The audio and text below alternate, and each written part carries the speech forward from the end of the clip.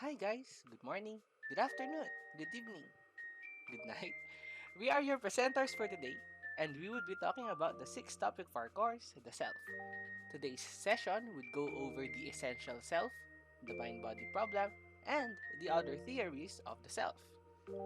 Just like previous episodes, there would be a mini game called Guess That Anime. And if you're tuning live with us now, then you'll get the opportunity to win 100 pesos Gcash. Your hosts for today are Sir Aaron, Ma'am Lexi, Sir John, Ma'am Janelle, and myself, uh, who... Wait, andali. Sino nga ba ako? Anong ginagawa ko kanina? Wait, ako ba yung ako kanina? Kahapon? Nung nakarang linggo? Ano nga ba yung ibig sabihin ng ako? Ah, after going to the readings, nalaman natin na maraming philosophies tungkol sa konsepto ng the self. At pwede nating sabihin na nagbabago yung konsepto natin depende sa sitwasyon. Iba yung konsepto natin ng ako sa school, sa bahay, pati na rin sa mga taong hindi natin kilala. Kaso, dapat may something o mga something sa atin na hindi nagbabago. Kagaya ng lahat ng avatar na nakakapag-bend ng 4 elements o nag-act bilang bridge between the spirit world and the physical world, dapat may something sa atin na naprepreserve throughout time. At yung something na yon ay tinatawag na the essential self. Kagaya ng nasabi kanina, maraming philosophies tungkol sa the essential self.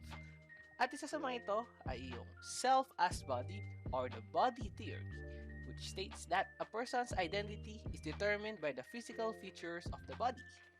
We are ourselves because of our physical features, fingerprints, voice patterns, DNA, and other physical attributes that we carry through life. Although it is true that the body deteriorates over time, what is important is the underlying physical structure of our body that remains the same. As the atoms within our body come and go, our body retains a consistent structural form that is central to our identity. Isa sa mga given scenarios sa readings is yung kay Derek Parfit, kung saan may teleporter na nagde-dematerialize muna ng body mo bago ka i-reconstruct sa desired location. Sa scenario na ito, nananatili ba yung the self mo if nasira na yung katawan mo? Next, isa sa mga arguments sa body theory is the existence of the identical twins, which have the same body and the same DNA. Do these people then share the same essential self? Self pa ba nun yun if shared siya? Mukhang naglalak yung self as body, no? Para i-describe yung the essential self. Punta naman tayo ngayon sa self as the mind or self as consciousness. Isa sa mga notable philosophers dito ay si Rene Descartes, na sinabi niya, I think, therefore I am. Kung saan yung the individual self or the thinking self is the one thing we can know for certain. And this individual self is the self that is aware of itself. Kaso, isa sa mga nag-arise na problems with this kind of thinking is solipsism, na nagsasabi na nothing exists but one's own mind. Therefore, if we really can only know that our own consciousness exists, then how can we interact with others beyond ourselves? Our bodies can touch, but our minds cannot. Paano nun yun, di ba? Next naman is self as memory ni John Locke. Sinabi ni Papa John na the self is not the whole consciousness, rather the self is the memory. Sinabi din niya na the person at time 2 is equal to the person at time 1 if and only if the person at time 2 remembers the person at time 1. Ibig sabihin nito na the you in the present is the you in the past if the you in the present remembers the you in the past. Locke's memory theory states that our identity persists over time if we retain the memories of ourselves. And it is in our memory that connects together the different parts of our lives. If one can remember that one had an experience, Locke says one therefore had that experience. Conversely, if one genuinely cannot remember that experience, then one did not have that experience. Based on this theory, therefore, people stop being themselves the moment the person loses their memory. Isa pang case nito is yung suppose na may death sentence yung isang prisoner And nagkataon na nag-switch yung minds ng prisoner and ng guard. Sabi ni John Locke na yung guard na may memory ni prisoner, yung dapat parusahin kasi nga naman, siya yung may memory of doing the crime. With that, na-discuss ko ngayon ang self as body versus self as consciousness. Tutuloy natin ang report nito katapos ng ating minigame. Who's that Pokemon? It's Shinomiya. And now we're back. Thank you, Josh, for that great insight. So let's move on to the other half of the essential self, which is the self and its emotions. So first, let's define the self. So the self was defined primarily through thinking and memory, which is yung mga self-consciousness theories. So si Kierkegaard, yung definition niya ng self ay in terms of passion, wherein sinabi niya that we cultivate ourself by cultivating one's passion. And para kay Kierkegaard, yung passion niya na ito ay yung commitment niya kay God. So, isang great example na makukuha natin sa discussion thread ay manggagaling kay Rizia Ayala Reyes, wherein sinagot niya yung question na, are you still the same person before the pandemic happened? Why or why not? So sabi niya, with everything that happened within the first year of the pandemic and the negative impacts it brought my family and me, my present self has acquired a firmer and stronger faith in God. So makikita natin yung similarity ni Rizia kay Kierkegaard. So next naman is yung mga non-religious goals ng definition para sa self. So, una yung kay Nietzsche. So, sinabi niya na we organize our various traits based on a model of an artwork. So, basically, it's his definition focuses on the aesthetic value of the whole. Wherein sabi naman ni Confucius at Aristotle, yung self ay dapat nakakaroon ng cultivation of our ethical sensibilities or our virtues. So ito, magandang insight na galing sa discussion thread ay galing kay Daniel Louis, wherein sinagot niya rin yung same question as before. And sinabi niya, I am still the same Daniel who cares about the people around him and is so driven to improve himself every day. So makikita mo dito yung aspect ni Daniel na nakafocus siya sa kanyang virtues as with Aristotle and Confucius. So ayun nga, since na-define na natin yung self, ano nga ba yung definition ng emotions? So ayun, philosophy would not be philosophy kung walang difference ng views, and very drastic yung mga views ng philosophers when it comes to emotions. So for the first part, makikita natin na ang emotions ay irrational. Yun yung sinabi ni Kierkegaard. So, basically, sinasabi niya na it makes us misperceive and motivate us to do things we normally would not do. So, isang great example dito yung quotation na we do things at the height of the moment. So, basically, yung nangyayari because of the drastic changes in our emotions, we do irrational things because of it. Pero isang argument na pwedeng masabi dito ay not all emotions are irrational, and therefore yung self na ginawa natin based on these emotions is not irrational as well.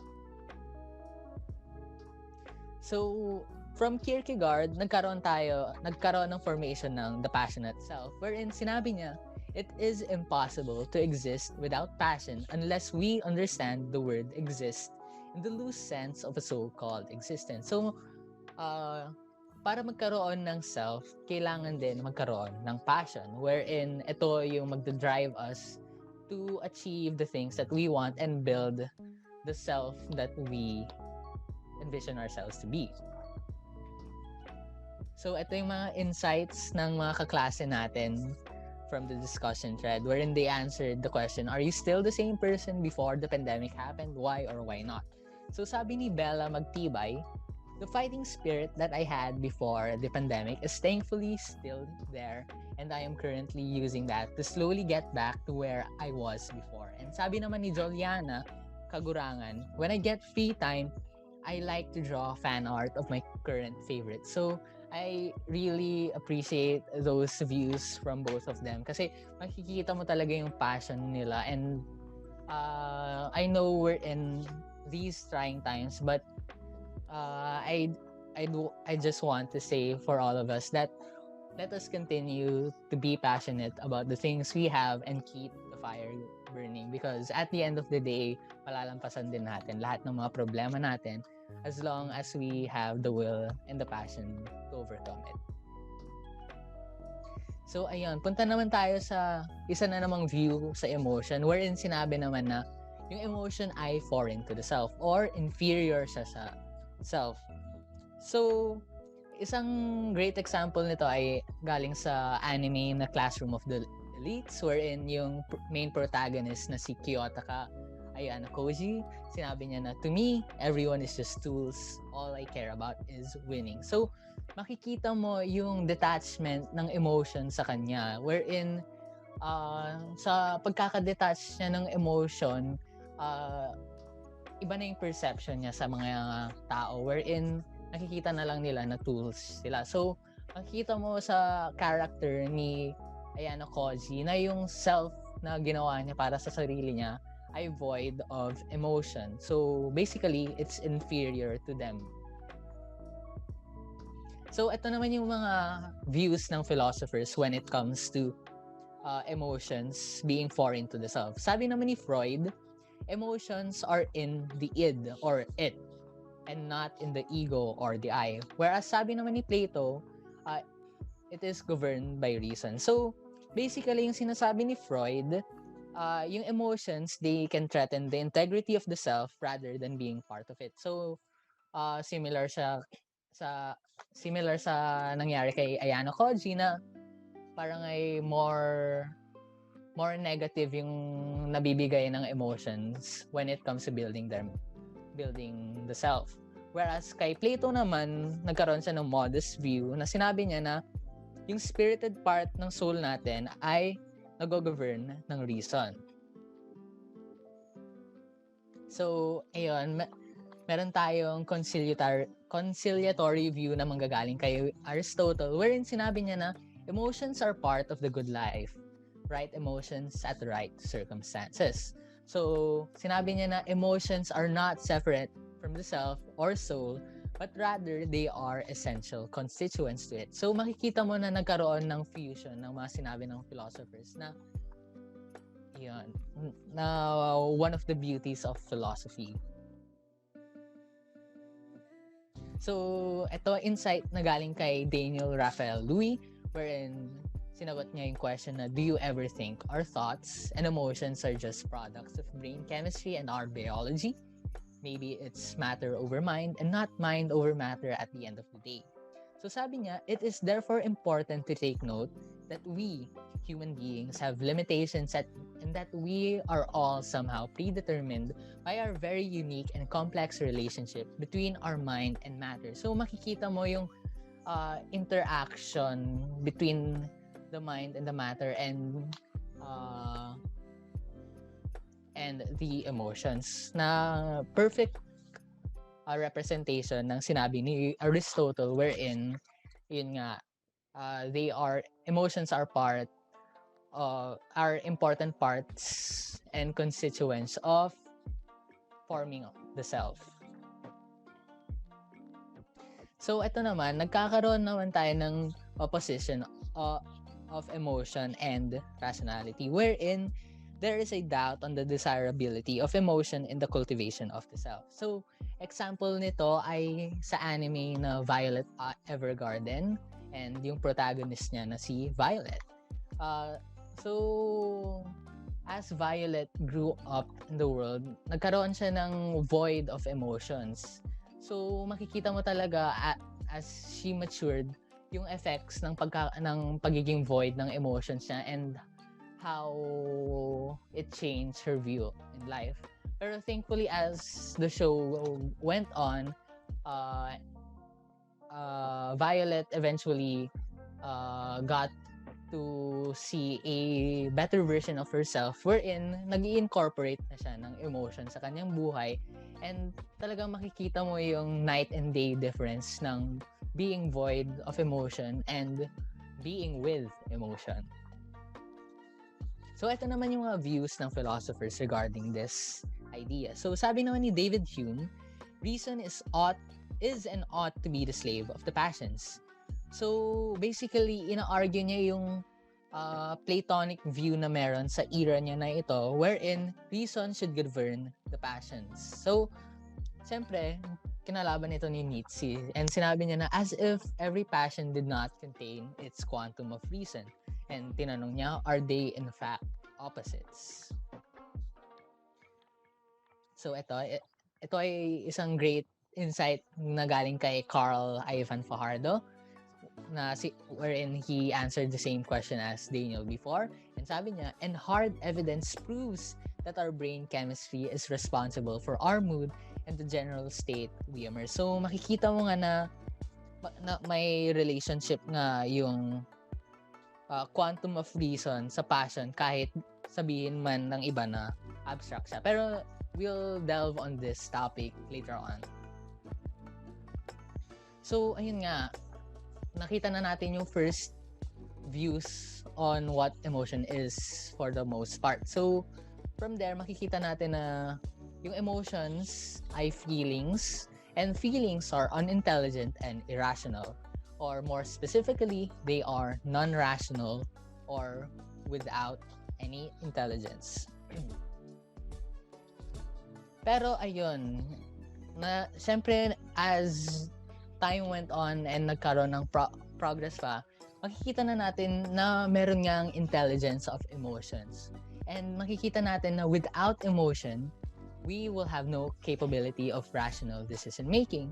Kasi emotions enable us to determine which considerations are more important than others, and it sometimes gives us insights and even knowledge. So, a perfect representation of this is from Senku Ishigami from the anime Dr. Stone, wherein nagkaroon siya ng motivation to save the human race from petrification. And basically, nagkaroon siya ng ganon kasi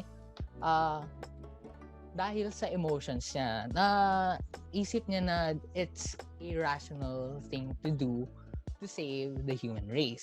So, without emotions, makikita natin na parang magiging void yung buhay natin, and parang ay magiging monotonous and black and white na lang siya.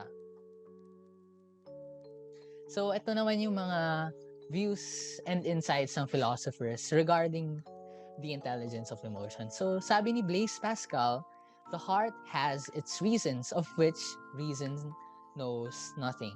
So, basically, sinasabi niya na we are responsible for our emotions. So, and sabi naman ni William James, emotions are caused by changes in the body. So, he's delving more on the physiological aspects of emotions. Kasi ito naman yung insight ng kaklase natin na si Andrea Obogne, wherein she answered the question, do you ever think our thoughts and emotions are just byproducts of brain chemistry and our biology? So sinabi niya muna na it's still mind over matter, since we have the power to approach a situation in different ways.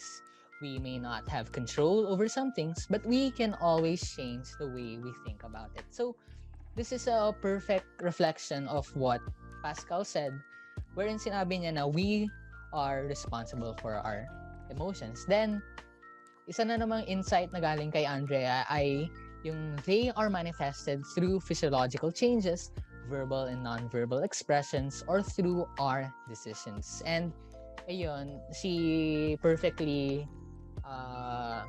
reflected what Pascal and James said. So, meron na namang other view regarding this, and manggagaling siya kay John Dewey, wherein nagkakaroon ng variety of emotions, wherein it is much more impressive than physiological changes would indicate. So it required some reference to the situation and the person's engagement in it. So basically, dinagdagan niya lang yung mga sinabi ng mga past philosophers na to, wherein yung emotions, yes, it's a physiological change happening in our body, pero it's more than that. And malaking influence ang mga external factors like yung mga experience na nangyayari sa tao or the current situation he or she is facing. Then, ayun, punta naman tayo sa isang topic na nag-branch because of this, which is intentionality. So, sa intentionality, sinasabi dito na emotions and mental states are always about or directed towards things, peoples, or states of affairs. So, similar siya sa passionate self, wherein may direction siya na tutungunan in order to build yourself. So, an example of this is Gone Freaks from the anime Hunter x Hunter, wherein he wanted to become a hunter, ultimately to pursue and find his dad, who tasked him to find him when he becomes a hunter. So, makikita mo yung intention niya in order to build himself.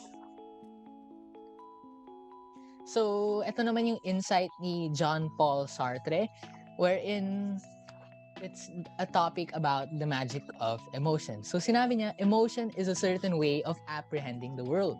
An emotion is a magical transformation of the world. So, sinabi niya na it plays an important role in shaping our identity. And who we are depends on how we feel about things. So, makikita mo na yung drastic view ni Sartre versus sa first philosophers na sinabi natin when it comes to their perception of the emotions. So, kunwari sa first philosophers, sinabi na na independent yung self from the emotions. So, makikita mo sa view ni Sartre na no, emotions is a major part in building who we are and building the self. And isa siyang major factor that can even change the world by changing who we are. So basically, makikita natin na from the view na emotion is detached from the self, it ultimately became that the self and emotions are two concepts that work hand in hand together to make who we are. So, isang insight na galing sa classmate natin ay kay Carl Fajardo, wherein sinagot niya yung same question as before. And sinabi niya na we have access to our minds in such a way that we can recognize and describe what we feel, think, and remember. Pero, magkakaroon pa rin tayo ng problem na nag-arise from this. And ito yung egocentric predicament. So, yung egocentric, it pertains to the individual self, is the center of all our experience, and the predicament naman is the intolerable idea that we cannot go beyond ourselves to know the existence of others. So, nagkakaroon ng idea na umiikot yung mundo sa atin. Yun yung egocentric predicament. So, prime example nito ay kay Yu Otosaka in the first parts of Charlotte, wherein mayroon siyang supernatural gift. And because of this supernatural gift, nakita niya na he is superior from others. So, nagkaroon na siya ng mentality na yung mundo umiikot sa sarili niya dahil he is superior to them. And because of this view, hindi na niya nakikita yung effects ng mentality na ito towards others.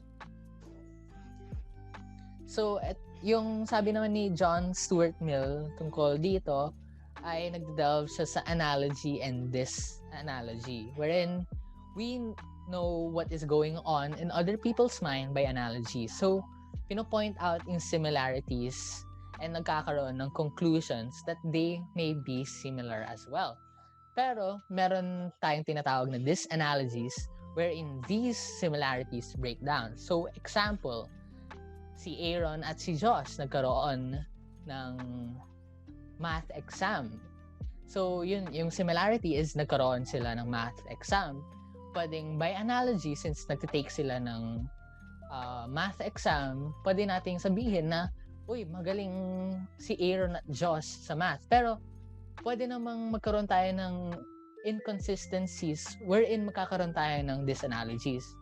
Wherein, kunwari si Aaron, nahihirapan, although may exam nga siya sa math, nahihirapan naman siya compared kay Joss na kunwari, nadalian naman siya. So, ayun nga, yung point na nakukuha natin dito is analogy, and by virtue pointing out the similarities, hindi siya magandang or hindi siya solid way of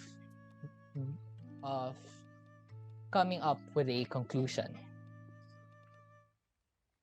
So, isang insight from the discussion thread is from Danielle Advincula, wherein sinagot niya yung question na in the local context, when someone tells you ang plastic mo, what does it mean?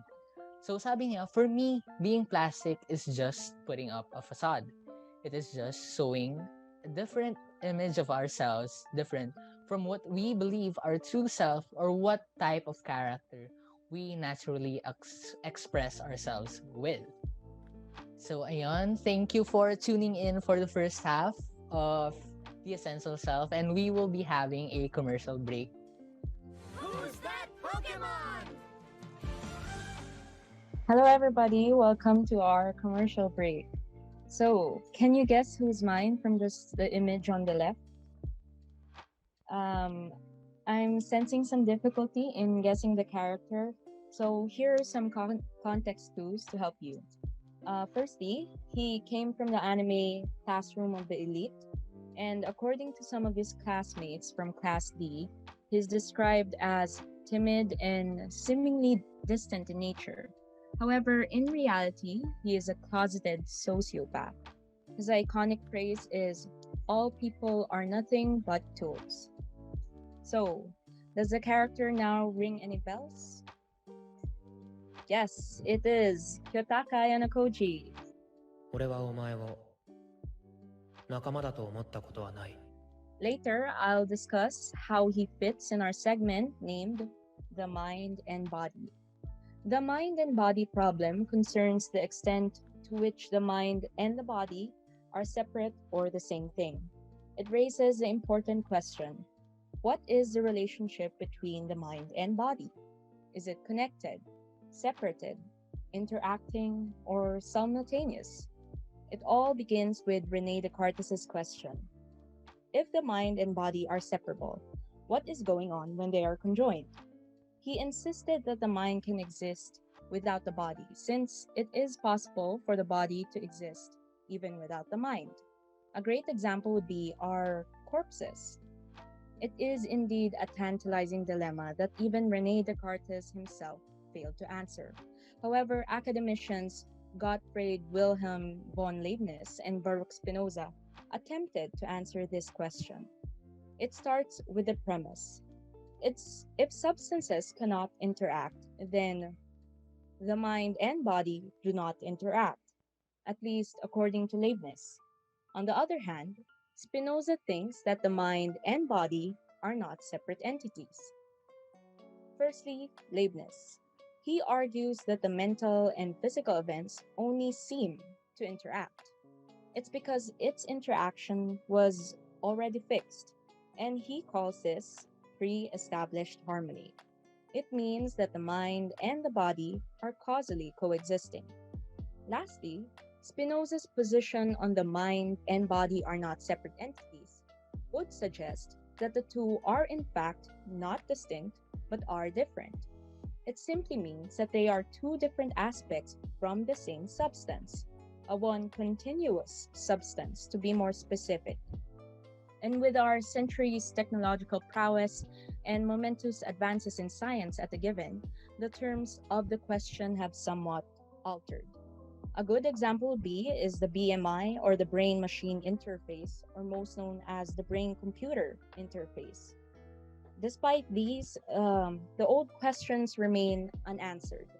No matter how much progress we achieve through science and technology, we can never seem to settle the problem of what it means to say that the mental event and the physical event are identical.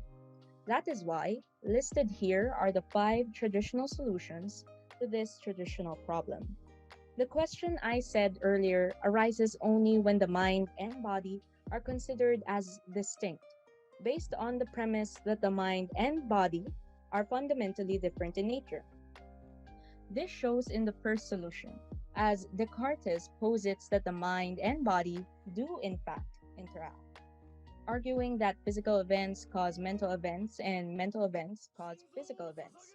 However, Leibniz would think of this argument as otherwise, by saying that the mental and physical events occur simultaneously. One strength of materialism is that it avoids the problem of dualism, which is that consciousness and physical matter are thought of as two separate substances. That is why materialists believe that consciousness is identical to brain states, thinking that there are no such things as mental events because these mental events, as we call it, are descriptions of brain processes. Actually, Carl Fajardo has partially introduced this idea in his answer in the discussion thread, saying that our minds translate these brain processes that drive our behavior, and that we cannot exactly pinpoint where these brain chemistry and processes come from. Number four, the doctrine of idealism holds that whatever can be known to exist must be in some mental sense. Idealists argue that nothing exists out of mind and that we'd have no access to a mind independent reality. There are no physical events because brain processes are ideas in the mind. Luckily for Maria Fanoga, she was able to simplify this concept by stating that our brain mechanisms instruct our bodily movements. It leans more towards the fact that our brain more likely influences our action than it dictates. Lastly, double aspectism or the dual aspect theory suggests that the mind and body cannot interact nor can they be separated.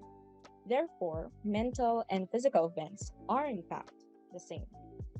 Let's move on with the topic of behaviorism. Firstly, let's define it. According to Dr. MacLeod, a respected researcher from the University of Manchester, behaviorism is a theory of learning which states all behaviors are learned through interaction with the environment, through a process called conditioning.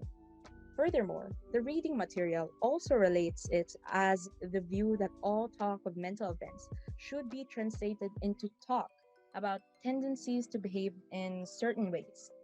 When these mental events are translated, they are labeled as patterns of behavior.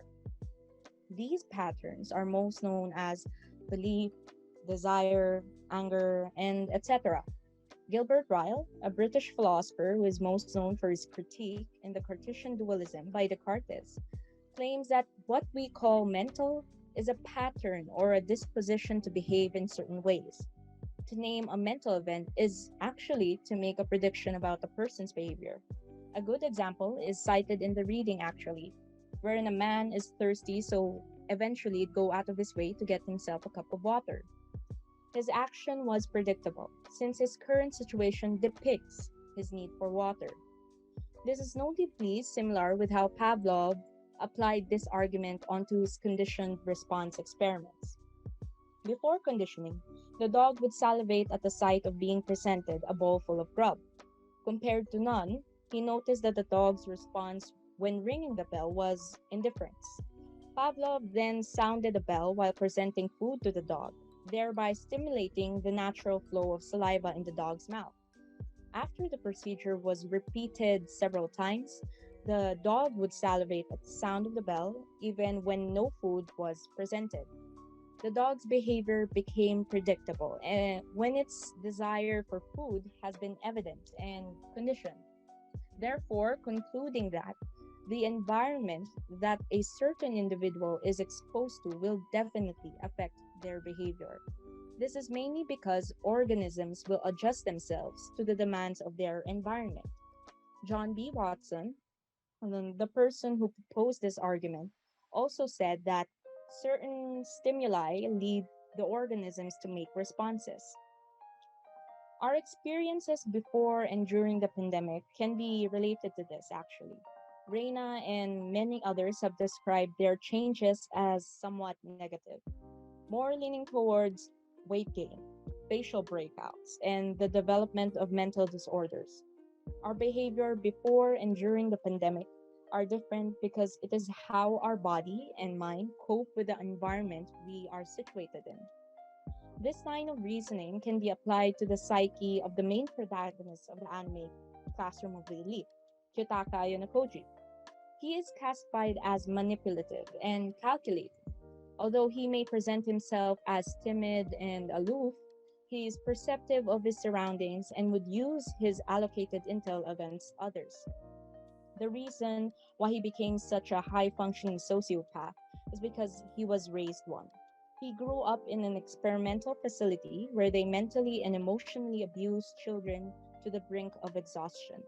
They train them with different skills and teach them advanced lessons from all disciplines.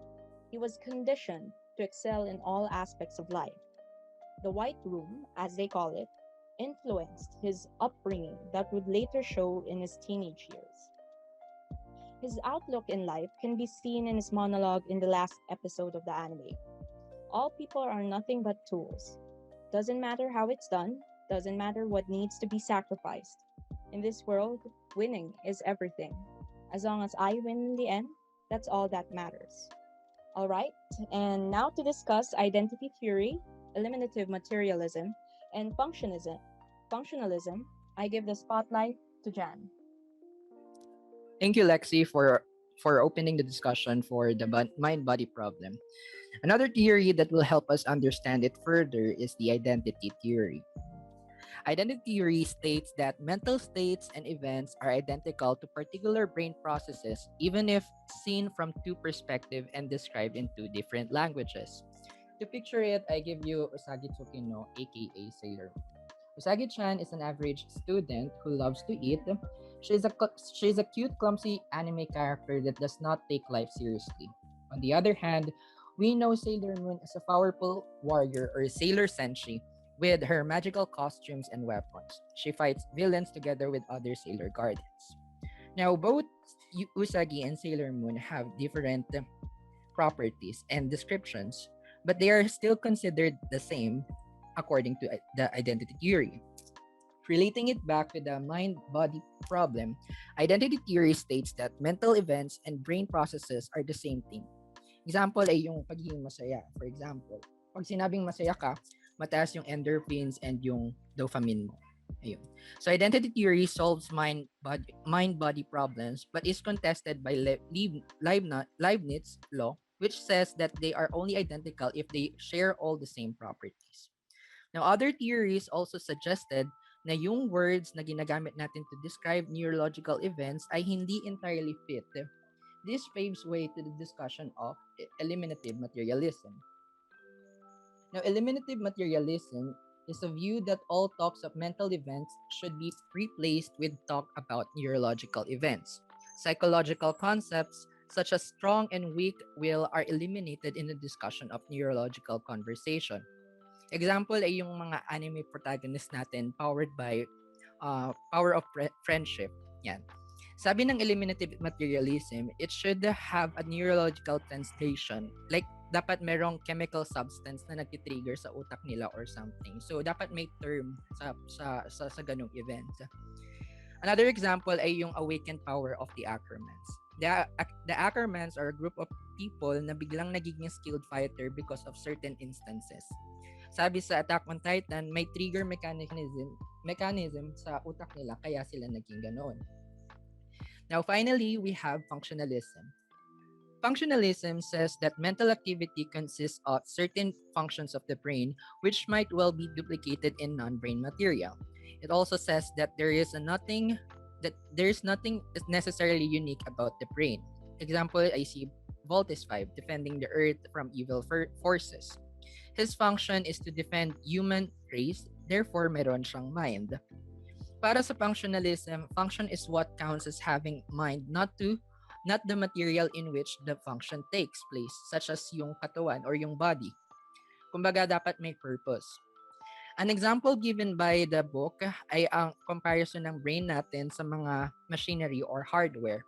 like we are like we are giving mind to a computer. So example ay yung mga PC games or yung mga mobile games na nilalaro natin, no, na merong parang AI or artificial intelligence na kapag kinalaban natin, pwede silang manalo depende sa strategy natin. Although functionalism provides a good claim regarding the mind-body discussion, it still opens some discussion of how. Like, how do we feel pain? Paano nagtatranscend yung serotonin, yung endorphins sa physical sense natin? Or how do we command our mind to move our arm? So that ends my report. The discussion about above relates to the mind-body connection. In identifying ourselves, we must explore other theories to get a better understanding of it. I'll now give the floor to Janelle to discuss this further. Thank you, Jan. So last for this discussion, there are four other theories of the self. So first is the self as a choice. Sinasabi dito na our identity is the result of our choices and actions. For everything you do, every decision and every move you make is what makes you, you. And hindi constant or hindi fixed ang identity natin. Change is always constant, as forming our identity is a never-ending process. Hindi yung kung sino ka pagkapanganak, ay ganun ka na din habang buhay. So according to Sartre, no matter what is made of one is always responsible for what one makes of what is made of one. We are responsible for who we become dahil tayo ang gumagawa ng sarili nating choices. And this is what Sartre called transcendence. For him, we will always transcend. We will always go beyond the facts that define us, which he calls facticity. So para maintindihan natin na mas mabuti, for example, pinanganak ka ng may sakit. Itong sakit na to is a fact of your identity, or what we call facticity. But as Sartre said, we will always go beyond this. Hindi porket pinanganak ka ng may sakit, that's all there is to you. We will always strive to be better, to be the better version of ourselves. And this is the authentic self. Some examples from the discussion thread to show that self as a choice. So, from the question, are you still the same person before the pandemic happened? Why or why not?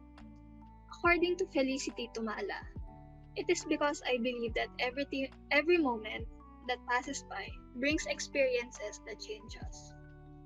According naman kay Reyna Aristarenas, from the same question, I believe that changes occurring to me are happening gradually, which makes the essence of what makes me the same Reyna stay, allowing others to identify me as the person they knew. Naniniwala sila na every experience brings change to their identity. And for every change that happens, it blooms into their new identity. So next theory is no self, many selves. So there are two parts. Para sa no self, sabi ni Buddha, there is nothing that can be called a self, and there is no such thing as mine in all the world. According to Buddhism, they believe that the individual self is just an illusion. And this is not just a philosophical inability. They believe this is the highest form of enlightenment. Para sa kanila, ito yung greatest achievement na pwede mo makuha as an individual.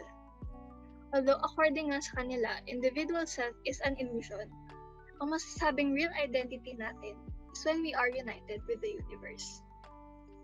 On the other hand, may kita naman natin ang many selves. Sabi ni Hermann Hesse, we are a constellation of ourselves. There is no self because we are composed of different selves. Marami tayong version ng sarili natin. We have different roles, personalities, and all of these are contained into just one being, or tayo. According to him, ang tao raw ay parang sibuyas. Man is an onion. Di ba pag naghiwa ka ng sibuyas, may kita mo na maraming layers. And these layers are what he pertains to as our different selves. At pagdating natin sa pinakagitna or yung dulong layer, wala na. Walang buto, walang core, walang soul. just nothing. According to Hess, ang meron lang tayo is ang different selves natin. That's all there is to it. So, an example from the discussion thread to show the many selves in particular is from Angela Adolfo. Based on the readings, what theory of the self do you subscribe to? Sabi niya, due to the environment and circumstances I am in at the moment, I present a certain type of self or a part of self to someone or to a group of people. But I don't always present this type of self to everyone because I present other aspects of myself or versions of myself to other groups of people as well. Plus, myself has a cluster of different selves. Next is the self as social. So sinasabi dito na our identity or image is reflected by society. Yung idea natin ng sarili natin ay galing raw sa society. Sabi nga ni Aristotle, man is a social animal. We are bound to interact with others, and this collective image of yourself seen by the society is what makes your individual self. So think of this way. Think of it this way. How would you say that you are attractive without the societal standards of beauty? How would you say you are smart without comparing yourself with others? Kung sa Pilipinas, paano mo masasabing magalang kang tao kung hindi sasabihin sa'yo ng society na ang magalang na tao ang nagsasabi ng opo at po, or ang magalang na tao ay nagmamano? We get to know that we are like this. These descriptive words, this identity.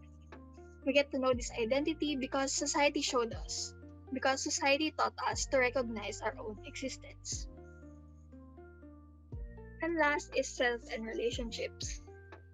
So our identity can be defined through our relationships or bonds with others.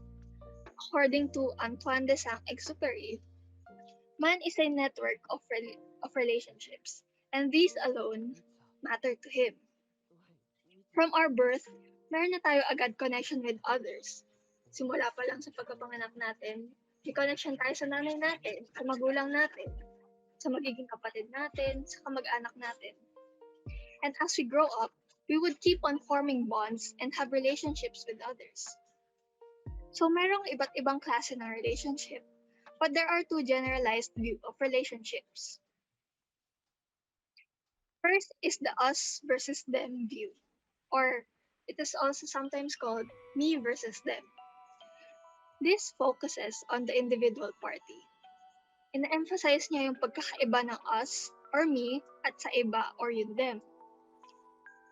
Para mas maintindihan, example, may kaaway ka. You view the opposite party as masama, pangit ugali, ganun. Thus, yun yung nagiging identity niya. Usually, identity is independent or in opposition to the other side, which in the case of the example, ang kaaway mo, the identity ng kalaban mo is opposed sa'yo. The second view naman is the we view. Dito, mutual identity is prioritized. So, mas binibigyang focus yung shared identity of individuals. For example, you are playing a game and naka-team kayo. Though there are individual differences sa members, the focus is on the team. The overall identity of your team, which is the shared or mutual identity, is what's important. Hindi yung individual skills, hindi yung individual abilities, kundi yung buong team in general. So, an example for this is from Jamie Lynn Contreras. Are you still the same person before the pandemic happened? Why or why not? According to her, external factors that had affected my self-concept, namely my social life, relationships, treatment towards other people, etc. So para sa kanya, ang self-concept or ang tingin niya sa sarili niya is naapektuhan ng relationship niya with other people. Who's that Pokemon? To help you guys guess this anime character, I will give some clues. So, galing siya sa anime na Horimiya. The personality of this character is that this character is very popular and sociable. Kilala din siya for being violent against her friends or males in general. And surprisingly, she loves getting hurt, pero solely from her partner only. And one of her iconic catchphrase, especially when she is embarrassed, is saying "you dummy." It's Kyoko Hori. かよ Hori is seen as the pretty, smart, and popular girl in school. Many guys chased after her and many students rely on her. Pero pagdating sa bahay, para siyang housewife. She cleans the house, sinusundo niya yung mas bata niyang kapatid from school, and wears very simple clothes. She hides this identity from all her schoolmates until she was caught by her classmate, Miyamura, na kung saan nagsimula ang kwento nilang dalawa. Her identity at home is just one version of herself, and her identity in school is another. This example makes a good representation of the theory of many selves. And that concludes our final report on the self. Thank you guys. Bye-bye.